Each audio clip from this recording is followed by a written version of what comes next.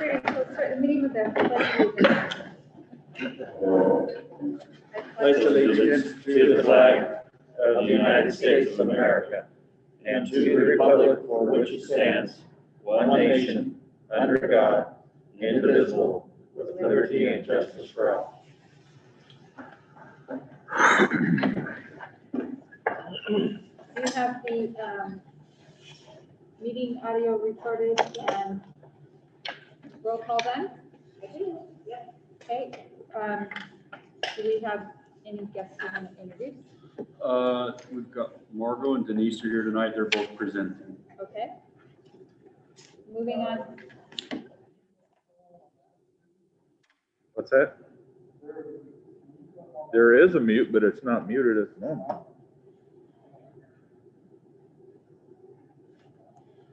Well, it says when works different, and when it's lit up, it's unmuted, and when it's not lit, it's got it now. Perfect. Okay, moving to item number 4, consent agenda. Are there any questions? I move the consent agenda as presented. Second. Okay, it's been moved and seconded to approve the consent agenda as presented. Any questions at all? Hearing none, we'll call for the vote. All those in favor say aye. Aye. All those opposed? Motion carries. I would like to just thank Walmart for their $300 donation of school supplies. That's kind of funny, isn't that something that usually happens in September? It does. I think that I think the school has started all kinds of different days this year, so I think they've been holding back. Let's see, move on down to citizens' comments. Do we want to review? I've received none.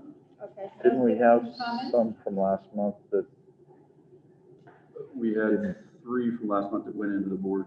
did they go? Yep. Okay. Yeah. I have a question on the citizen comment. Uh-huh. Why are they not read out loud at the meeting? Because if we had 50 folks submit comments, we wouldn't have enough time. Usually at board meetings too, then they limit it down to, like, most boards would limit comments down to like 2 minutes or less. Mhm. And then they'd open up during certain times. So if you have somebody submit 20 pages of comments, it wouldn't work. So in actuality, if you do it the written format, submitting that, you get to submit more than just what you normally would if you were just doing it by voice. Okay, so we're moving on down to reports. We have a special education report by Margot Fiber. Yep, so this is the annual SPED report. We go through the census information. And it should be in your packets. Basically, our numbers are that we actually have the exact same number of SPED students as last year, 217. And our enrollment must be down just a little bit because our percentage, last year it was 13.08, this year it's 13.16. So there's just a couple less kids in the district, but we're holding steady there. And I did also want to say that we were able to extend the transition program grant this year. We were able to reapply, and we have it for 2 more years, which potentially provides the district with over $96,000 to help the youth with a disability. This could be kids with a 504 or an IEP. So all different kinds of kids with disabilities. It should mirror the kinds of kids we have in our programs and help them get jobs and learn all the skills that go along with getting a job and keeping a job, finding a job, working with your people that you're in, working with your boss and all those kinds of things. So we work with the community businesses. So it's a really neat program. So we've secured that for another 2 more years.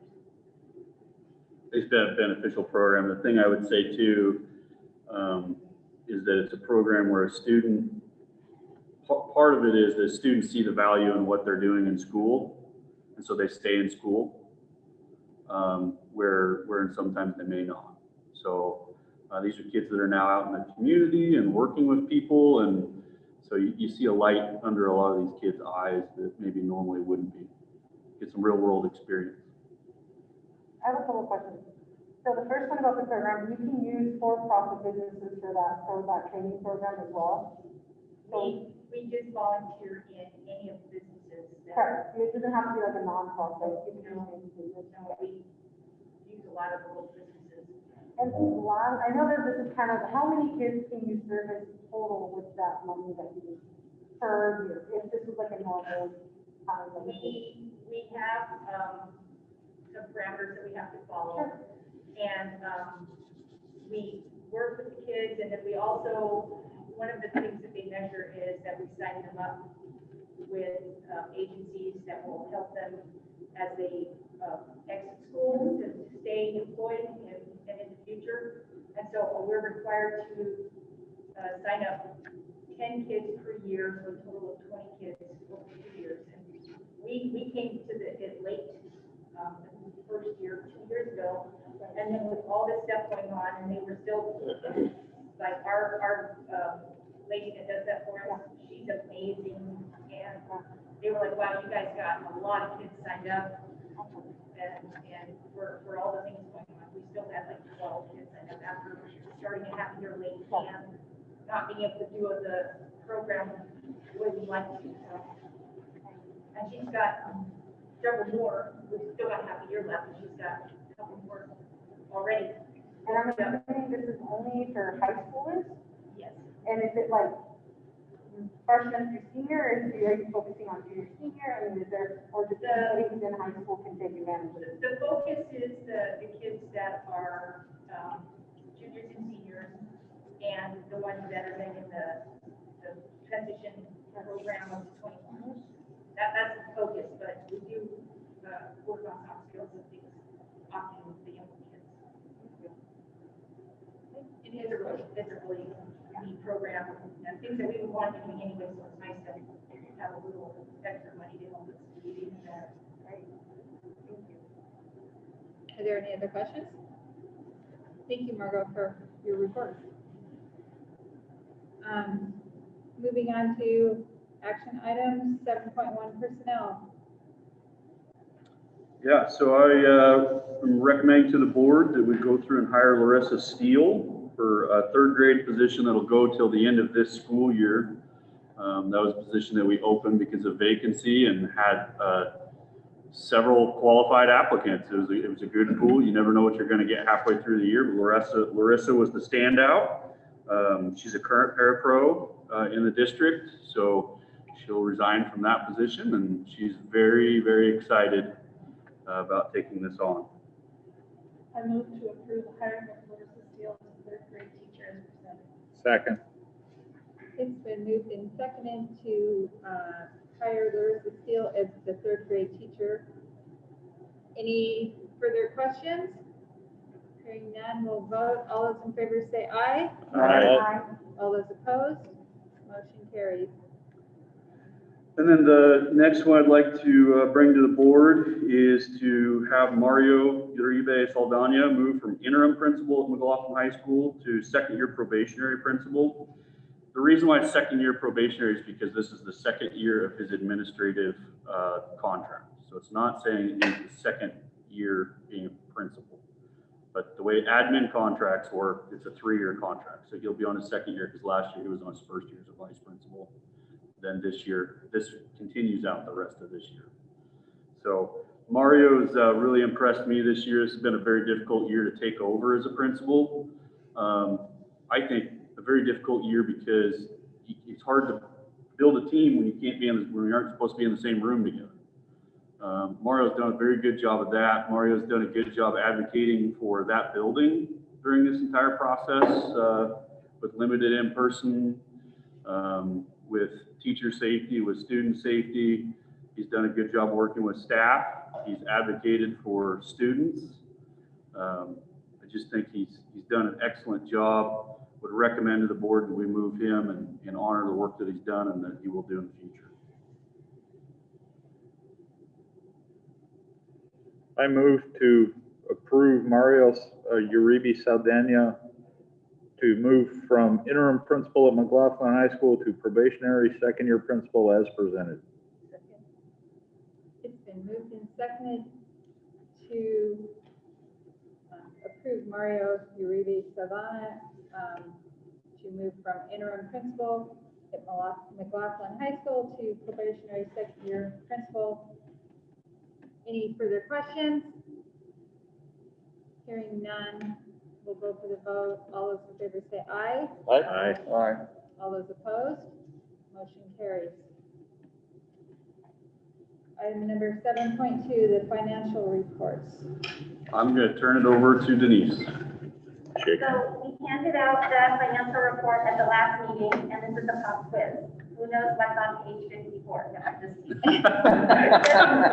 I think you have the full financial document in your board book. I don't know if I sent the letter, but I know you got it last time you were here. So the letter is a 5-page letter from the auditor, and the biggest piece of information is on page 2, where it talks about the results of the audit. And there are four areas, and these are the highlights. The audit opinion letter is an unmodified opinion on the basic financial statement. This means we've given a clean opinion with no reservations. The state minimum standards, we found no exceptions or issues requiring comment. Federal award, we found no issues of non-compliance and no question costs. And then number 4, it says there was no separate management letter issued. So a separate management letter would be issued if there were more things we needed to clean up. So in the document itself, just a couple of highlights, and then we want to kind of get moving through this. But the opinion is again on page 1. It's not quite as clear and concise as those 4 bullet points. Pages, the Roman numeral pages 1 through 11 are my book report of it. It's called the Management Discussion and Analysis, and it's what Aaron and I put together. It's kind of just a summary of what is in the rest of the document. Then on page 4 of the actual audit is the government-wide financial statement. So that's our full accrual financial statement and statement of net position. And in that document, it shows our PERS liability, it shows everything at the accrual balances. What boards usually like to look at, more to the point, is what's on page 8, which is more the budgetary numbers that we talk about all the time here. And on page 8, it shows our general fund, and then again, the special revenue fund, debt service, and capital projects.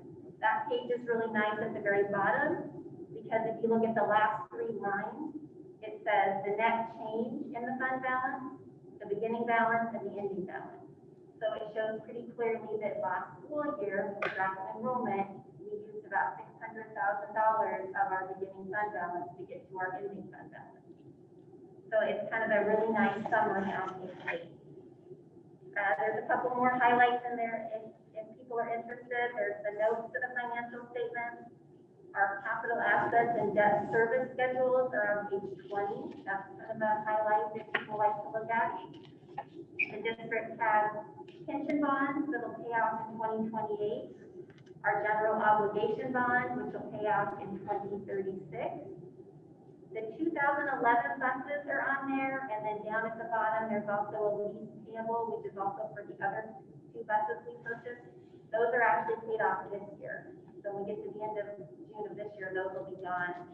And then we have some debt on the electric upgrade we did with Self Grant, and they're not paid off until 2027. So we're really in a good position on that. The rest of it is just a lot of explanations, a lot of schedules, a lot of PERS information. It really is nighttime reading if you can't sleep or need to sleep. Again, at the very end, then there are those letters. There's a letter on the state requirements. There's a letter on the federal requirements, just a summary that I just read to you. There's no comments, and then there's a check-off sheet at the very back. So we had a clean audit. Thanks to all of the teams at the district office and all of the principals, it really went smoothly. And it was all uploaded, and the Secretary of State has it, and the Federal Audit Clearinghouse has it, and we're on to the next session. You guys have any questions on it? I move to accept the 2019-2020 audit as presented. Second? It's been moved in second to accept the 19-20 audit as presented. Any further questions? Hearing none, all those in favor say aye. Aye. All those opposed, motion carries. Moving on down to 7.3 IMESD 2021-2022 local service plan. Yep, so this is our annual look at the local service plan from the ESD. These are the services we get from the ESD. And in my opinion, even just not in the 2 years, but in the time I've especially been in this district, the ESD's work has been integral, whether that be through Perkins work, whether that be through leading things like curriculum adoptions, and offering professional development. This year, I think the notable thing that I would look at is, we've talked about it, but the teaming together as an ESD for the virtual online school. You know, I've used these numbers before. It's been a dream, my understanding, with administration superintendents for 5-10 years. They were able to start the process. We were able to start last fall, not knowing what was coming up, with a target of 200 kids, and they started with 600 in September. And that's because that ability to ramp up that they have. We would not have been able to do that. Just, there's no way. And so that ability has really helped us. I think the other thing that's at the forefront right now is that we have a nurse in our district, registered nurse in our district, and that's because of the ESD. We would not have that otherwise. So a lot of those services, our district's kind of a mid-level district. We're not quite big enough to be off by ourselves. You see some of those do that, and we're not small enough that we don't have a full-time person here and there. But this ESD, we work really well together. So I'd recommend, I take any questions, but I'd recommend adopting this local service plan. I move to adopt Resolution 210201, approving IMESD's 2021-2022 local service plan as presented. Second. It's been moved and seconded to approve Resolution 210201, approving IMESD's 2021-2022 local service plan. Are there any further questions? Hearing none, all those in favor say aye. Aye. All those opposed? Motion carries. Moving on down to 7.4, vehicle purchases. Doug and I have talked about this for about a year now, a year and a half. We have currently 2 Suburbans and a Traverse in our fleet. They get used on a daily basis. Right now, we've got food service using a Suburban driving. We've got counselors using rigs, you know, driving from house to house and checking up on kids. What we're seeing, or what we're preparing for, is in the future, coaches may be driving kids to competitions, because right now we're looking at busing, and there's not going to be a way to get a bus away to get kids on the road to a competition. And that's been true in the past, true in the future. What we've got is 3 rigs that have quite a few miles on them. They're racking up miles. So what we'd like to do is get this, use this for those trips that are out of town, and keep those other rigs local.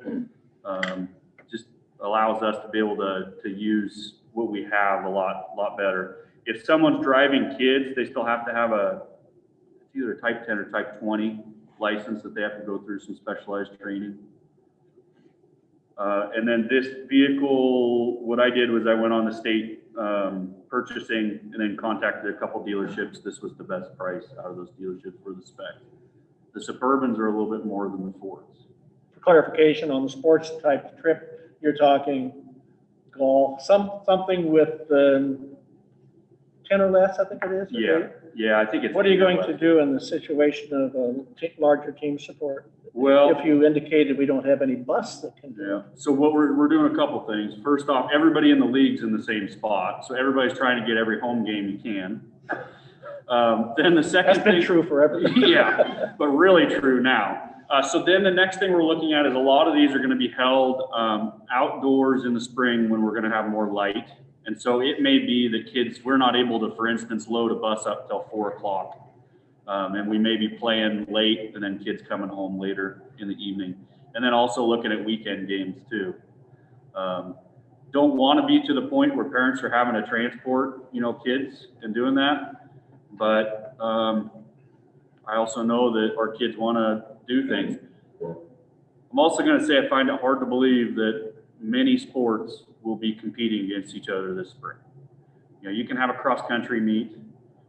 You can do things like that. That's going to be doable. Well, this has a solution for this year. And in the future. How about in the future? Oh, You're yeah. not going to have a spring football game. No. So if you go back to regular, you're still going to be sitting in a situation where you don't have transportation for a basketball team, a football team, a track team, and so on. Yeah. And so that's why we've talked about these, looking at something like this. I know Helix has purchased, I think, one of those. They were looking at that. We've got some small buses, some things like that. Yeah. Well, I'm not opposed to this. I think Yeah. it's a good idea. I don't think it resolves the problem you'll have 18 months from now. Yeah. It'll help. I know, for instance, like golf team uses a Suburban usually, tennis usually. Like I said, the small teams Yep. always have. Yep. Big team, you're taking 20 plus people. Yep. Minimum. So. Oh, yeah. I have a question, Aaron. Yeah. So what is the max occupancy of this vehicle, and with social distancing, what's the max occupancy of the vehicle? Yeah, the max, it's not going to help us a whole lot with the COVID as far as getting, 8 kids packed in there. That you're not going to see that. So it's an 8-passenger vehicle? Yeah. We're limited on like a 15-passenger van. It used to be we could have those. We can't have those legally, a school district in Oregon. And so it really limits us on the vehicles that we can use.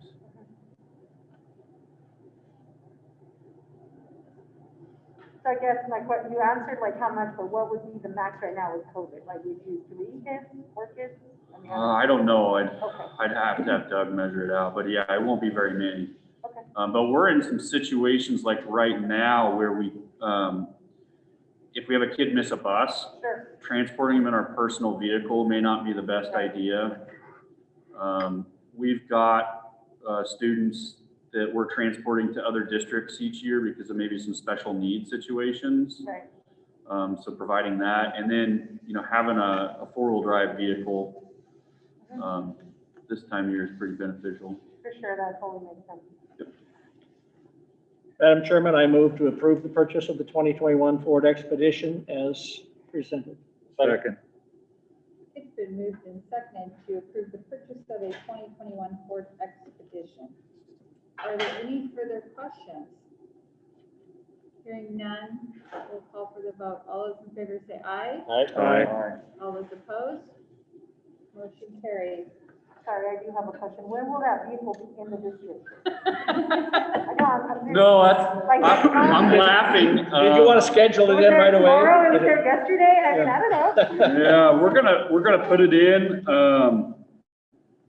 It's not gonna be a month. It's not gonna be 2 months. It's gonna be in the spring. Denise and I are hoping it comes this fiscal year. Yep. No, we're at that situation where, part of it too, we've got 1 or 2 of these rigs that we have currently that when they die, it's not going to be worth putting $5-8 grand into them to keep them going. But where's it being purchased from? Gresham Ford they do commercial vehicles. What they actually do is they order it directly from Ford. Okay. It'll spend maybe 2 days on their lot. So he'll call us when it hits the lot, and then we'll send somebody down and grab it. Actually, with this one, he's bringing it to us for no charge. Okay. It was, I think it was something with COVID, actually. That way they limit the people that are because I told him, I said, it's gonna be difficult for us to get somebody down there. We have somebody maybe fly down. And he said, well, I can just have it delivered. Oh, that's nice. Yep. That's really nice. Okay, moving on down to the superintendent report. Sure. So start out with limited in-person instruction. And today was a first day of school for a large portion of our students. I'm gonna get my just 2 cents out of it. First off, this will be the first day of school I think that we'll ever have that I can also say it snowed just a touch. First week of school that it snowed, and it's maybe gonna be 10 degrees. I was able to come over here at Gibb, the district office. We all kind of came over and helped with some moving little kindergartners and things around at the beginning, end of the day. And I will tell you, a lot of very happy parents out here at parent pickup. A lot of pictures, you know, from the car as they were coming in. Very excited kids. I walked several kids from the door of their classroom, and normally my experience is somebody that's 4 times your height, you don't usually talk to very much. And I had several of them just jibber jabbering away, telling me what they were going to do and how exciting it was going to be. And it's something else walking down that hall with a kindergartner and walking into this room when they don't have older brothers or sisters that maybe have been in here. And I've learned what you do is you let them get ahead of you just a foot or two, because then they stop. And sure enough, they just stop right here and just look all around. Usually on the last 2 years, you know, they stand here for quite a while. They were on a mission today. They were rolling. They went to their rooms.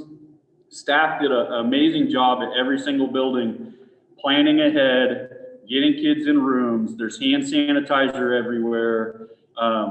It's impressive to see staff working with kids, and I can see it that they want to give them a side hug or they want to give them a high five, but teachers had already, you know, hey, remember, and you could tell they talked about it in class, and they were doing air high fives, and it was just a really good day today, to be honest. And tomorrow's going to be another great day, another first day for kids. This week, K-5 are in the buildings Monday through Thursday. 6-12 were in today and tomorrow, and they did kind of a gentle start for that 6th grade and for the 9th grade. The 9th grade did a really neat deal. I got to drive by. You know, the leadership kids have always, I think, taken pride, and rightfully so, of leading the freshmen around the building and showing them where everything's at. And that, for me, was pretty cool today to see that was still happening. So they were still able to do that and show the freshmen where things were. It is not perfect. I'm going to tell you that right now. And the hardest part about this is transportation. And we are just really in a bad spot statewide with transportation with the rules that we've got to follow. So we're working on K-5 first, and then we're working with middle school up as far as providing transportation. And so the goal was, let's get K-5 rolling this week with transportation, and then find out from parents 6-12 which ones it's really going to affect, and then add those back as best as we can. But we're limited very much on transportation, and it limits the time. If you're talking about a student only being on campus for 2 hours, we only have so much time to go grab them and so much time to take them home. But we're working through that. I talked to a couple parents today and let them know, you know, how we were working through it. And, you know, I think everybody wants their kid in school. It doesn't work for everybody to be able to take your kid from point A to point B in the middle of the day. It just doesn't.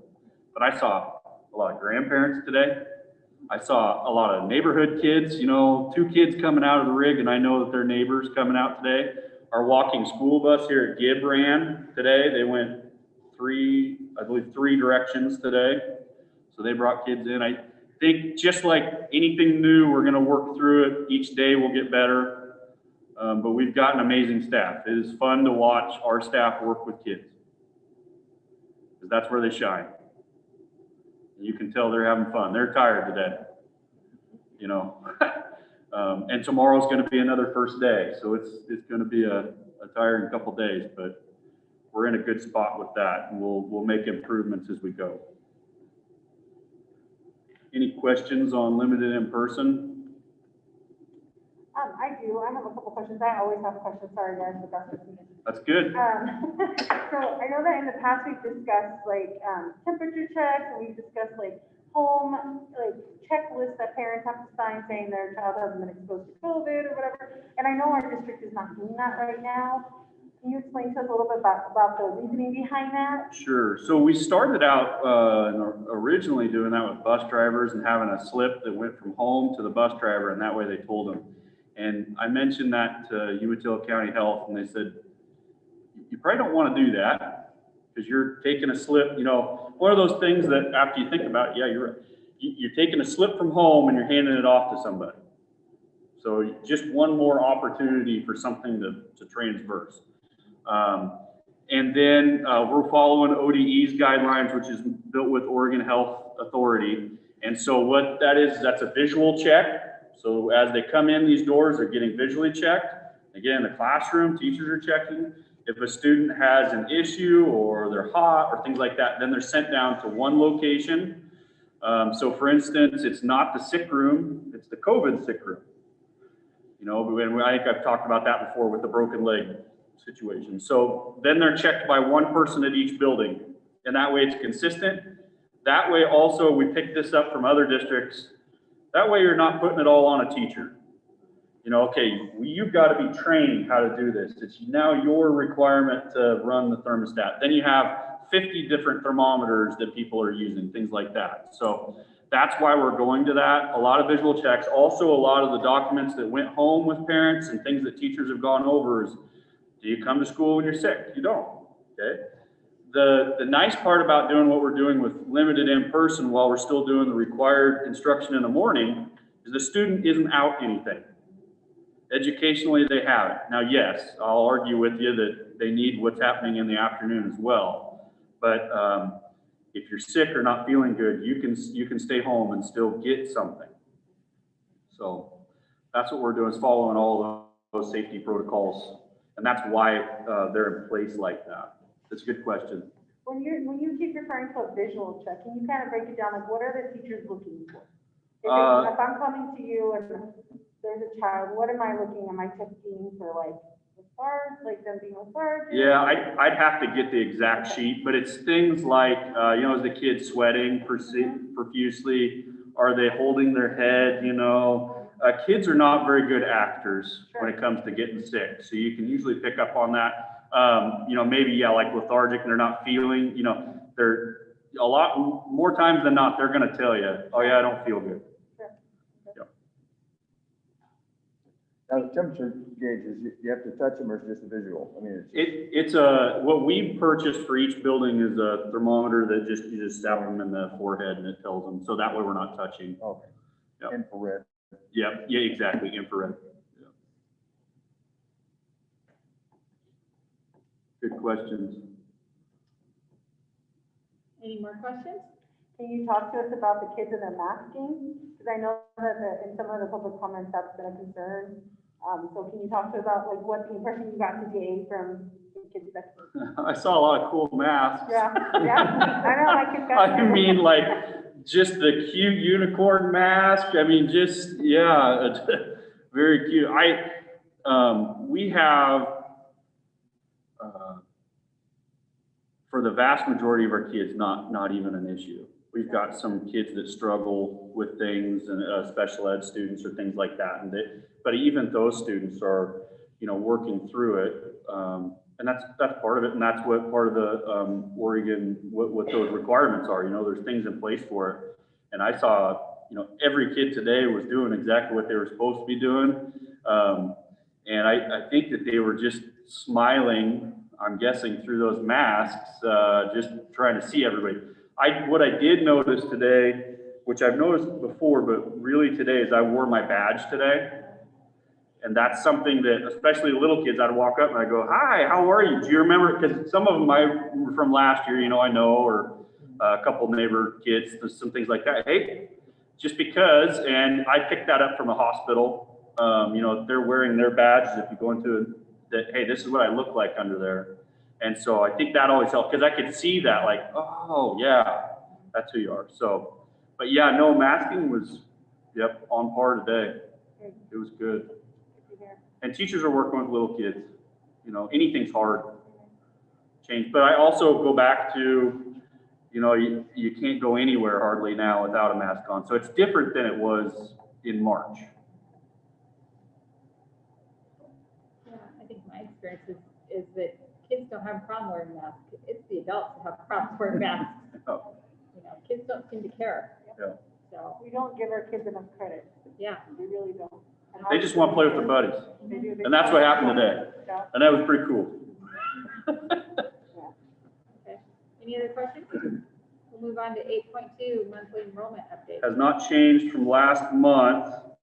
What I'd expect is that in March, I'll have a better update for you, because that'll be at the second semester. We'll change over. We may see some numbers change then. At that time too, I'll let you know how many students we have coming on site with limited in person. I think that's also important. 8.3, trap shooting. I just wanted to bring it up to the board. I was approached by a couple folks in the community to look at starting a trap shooting group out of the high school. And there are several schools in our region and state that have those. Pendleton and Hermiston have very competitive teams. I've talked to folks at both those locations and then also at the state. My first go-to was, that seems like a lot of liability. And so we talked through, you know, that question, obviously. And also, like, okay, I want to know who can be a coach and how do you safely go through and all of those things. So they've got that really well lined out. I think especially looking at those two local programs, we can model after them. What I just wanted to let you know about is we're going to start surveying kids, because it can be a well set up program, but if we don't have enough kids that are interested in doing it, then it's not really worth our time. I think you're gonna find more than adequate number of students. They've already indicated, 4 of them that have come forward asking about it. It takes a minimum of 5 to actually make this operate. And they've got all their ducks in a row. I mean, it's an excellent program. I'm very supportive of it. Can you explain what trap shooting is? I have no idea what you're talking about. Come on, Claudia. I don't know. I didn't in town. I'm sorry. So no, it's great. So trap shooting, they've got shotguns, and then you go out, there's clay pigeons, so clay discs that come shooting out, and they'll go in different directions, and you go up. It's one of the few sports that right now you could do with COVID, because you could go out there on an individual basis. You don't have to be right next to each other. Okay. They'll go through and shoot. They've got a coach. It's a well-run program, and I think also we have a local gun club just 2 miles down the road here that's supportive of running that program. Didn't your nephew and niece did it from Pendleton, didn't they? Yep. So I've got a nephew that does it out of Pendleton. I think another thing, it's a good opportunity for kids to see other older adults and a good role model opportunity. There's some opportunities for travel, and there's some collegiate opportunities as well. There's several college teams that go with that, and Olympics as well. So it's a neat thing, but we'll have to have interest with our kids. So. Okay. I mean, I knew what it was. Yeah. I know that was the name. Yeah, no, yeah, trap shooting. shooting or just shooting clay pigeons, and it's interesting. There's some areas over in Western Oregon, for instance, that you walk a route, and they have different stages at the different routes. So it's like golfing, but with a shotgun. And they do use live ammo, Yep, which is good. yep. Yeah. That's another difference than golf. Yeah. Okay, moving on down to 8.4, budget committee members. Yep, I've got a member that has submitted an application, and so my plan was to get that application out to all of you, and then kind of gather what we want to do going forwards. But the March meeting, if we wanted to interview for some reason, we could do that before the meeting or after the meeting, probably before the meeting, and then go through and make the selection at the March meeting. Oh, we got just one opening right now? Yes, correct. And you have one applicant. Yep. The time period's closed? I've got to look and see if the time period's closed. I think I'll look. Okay. Yep. Okay, moving on down to 8.5 graduation rate. Well, I wanted to bring some very good news. And you might have seen, I did an article in the Union Bulletin, as I think every superintendent in Oregon did, just talking about graduation rate. And so I've put out a document, and this will be up on the website tomorrow. We'll put it up on the website tomorrow. What it does is it highlights not only our graduation rate, but in the state and also in the county. And then compares us also in our subgroups down here at the bottom. But kind of the area to look at is Milton Free Water. Last year was our 4-year graduation rate was 85.52. The state average was 82. So we're above the state average. And I think, you know, we've had some folks say, well, you know, that was because of COVID. Well, I don't buy that. First off, it takes 12 years to graduate from school, and COVID came around the last 3 months. The vast majority of our seniors were done after the 3rd quarter. So really what COVID did, unfortunately, I think, was because we had to switch our grading around. I think it took some kids that may have been able to get higher grades than what they were able to get.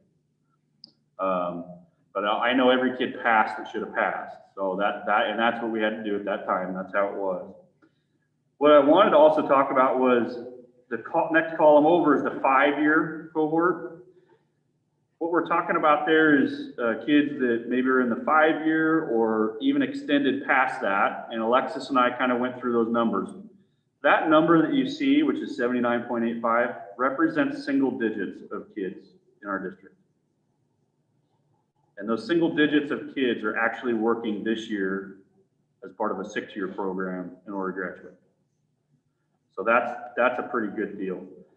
Then when you look at the bottom column, you know, there's some highlights here. I think the CTE concentrators, 95% of those kids are graduating on time. Hispanic Latino, 85%. I mean, that totally outweighs the state. In all of these columns, we're doing really well, outweighs the state. The one area that we are lower in the state is students with disabilities. However, we're at 60, and the year prior to that was 33.33.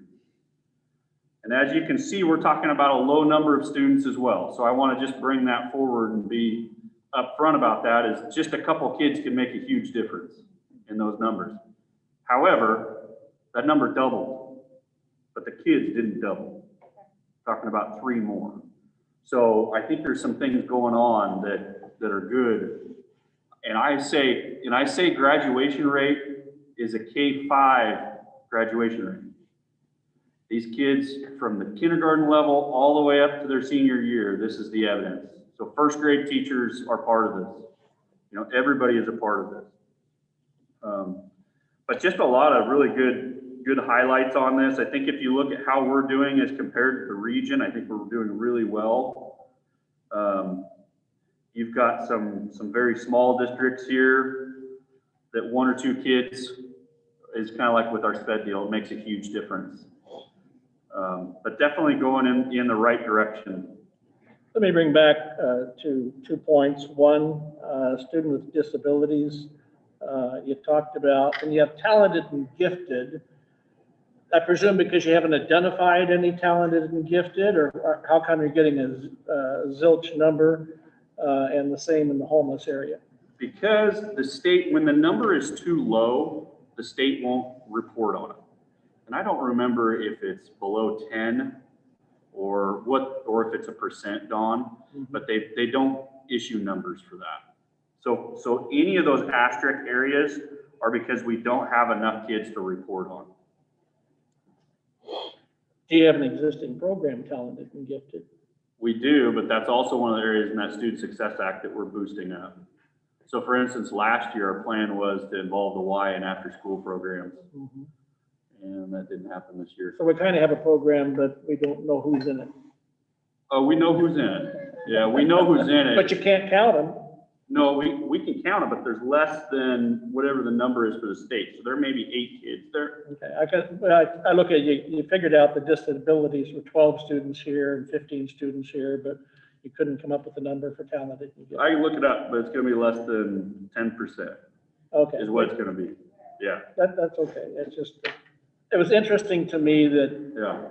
in a program which is, it's ebbed and flowed quite a bit over the years, and you push real hard to get it functioning, and that seems to fall apart a little bit for any number of reasons that you don't point at anyone for it. It just happens. I think we're in a low point again, personally. You know, Yeah. adding to that, John, I was looking at the homeless numbers, with the, you know, the policies, what is it, McKinney-Vento, you guys are still, is that the app that you're still using? I believe there's a lot of families that would fall under that homeless category that are not being, maybe not being picked up because they're not self-identifying or something, but. So for the major deal we have with the homeless is ODE has a regulation as far as that they truly have to be homeless. It's not a poverty rating. Right, right. So they Like doubled up isn't considered No, homeless under that. not necessarily, because they have a place to live. I mean, it's truly got to be a homeless situation. So they're couch surfing maybe for a week, Yeah, and then going to another spot and some of those things. And we've got those Yeah. students. like I'm thinking, I'm sure that there's a lot of high schoolers, even junior hires that are couch surfers that Yeah. in our community that would probably fall under those definitions. Yeah, I'm not saying that we want to count people, we want to make sure that these kids are getting the help they need to be as successful as possible, just like the talented and gifted kids that are getting the services they need to be able to take advantage of those gifts they have. yeah. And we do, we have kids, they're identified even when they don't want to be. Especially this year. But it's a lower number that qualify. Sure. However, that is the number that qualifies with the state. Right. The number of kids that get services. Because we've got things that we can do for kids even if they don't qualify through the state. You know, one of the difficulties we run into is that there might be 50 different really critical things you have to look at. And then we throw COVID on top of that. And then you look at the manpower.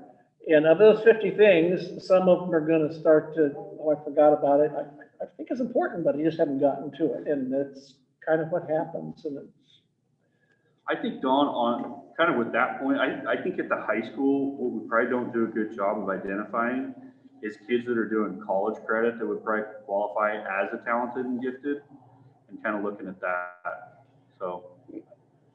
yeah, I'm not quite sure my stance on it. I know it's real difficult to really tag someone effectively as talented and gifted and follow through, because as soon as you do, you also are doing the same thing as if like they're on a special plan, IDEA, et cetera. It's like, do I really want to go there?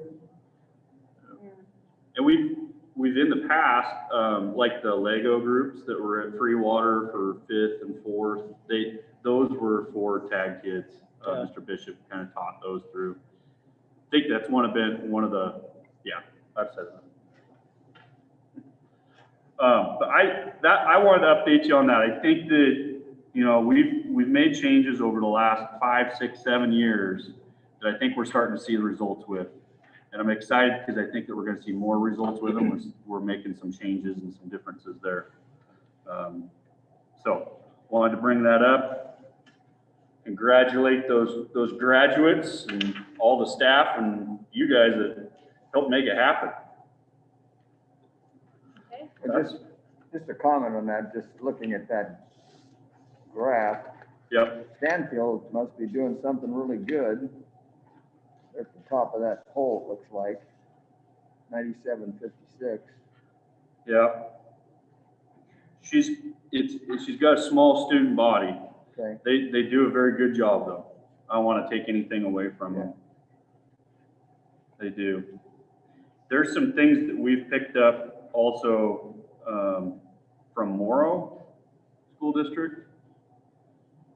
Right. So a couple things that they're doing that we've picked up on. some of those things are kind of what Jay's doing at Freewater as well, is just offering other opportunities that maybe we weren't targeting in the past. Get outside the box. Yeah, a lot. I'm looking at the graph too, and where it says combined disadvantage, you mean like more than one of these on here, or what is the combined disadvantage? Correct. Okay, so like they were an ELL student and they're economically disadvantaged. Correct. Got it. Yep. Any other questions? You know how like last meeting or the meeting before, you talked about our issue with, our selection of ethnicities or races? I'm surprised that that's not popping up. Well, that's one of the things I brought up with them, Mhm. was the fact that according to the federal government, over 50% of our students are Native American, but according to the state, it's not. That was early on. Denise can tell you how that conversation went, because I said, well, I'm having a hard time with this because your own data says I didn't even graduate a single kid in that area. So Right. how could 50%? But that's yet again, we run into this where one agency says this, one agency says this, and then I go back to, doesn't really matter because we're trying to teach every kid or make sure every kid's got a meal, and according to this, I think we're doing a pretty good job at it. Right. So definitely areas to improve, and that's good to have. And I think the other thing is every class is different. You know, sometimes you have some classes that are just struggling. Sometimes you have some classes that aren't struggling, and so if you look at that average is kind of what I look at, and we're going in the right trajectory. I mean, for the people that may be watching this that don't have this graph in front of them, our school district is above the state average in almost every component except for the students with disabilities, but that's growing, and then our migrant students. Yep. So other than that, in every other category, our students are exceeding the state metrics. Yep. So that's really awesome. Anything else? Moving on down to 9, discussion items in new business. Do we have anything? None. Okay.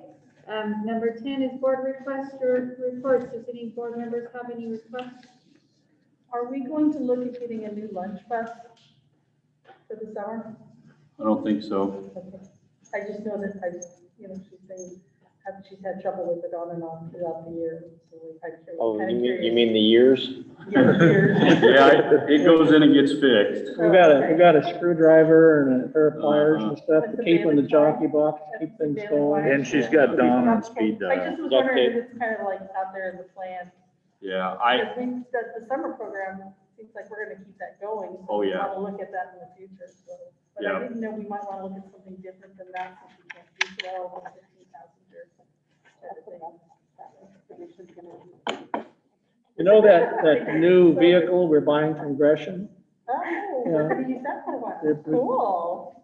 we probably will. I mean, this year in the summer, we had 3 rigs at some point Right. out. Right, I mean, those folks are just hustling, yeah. getting kids fed.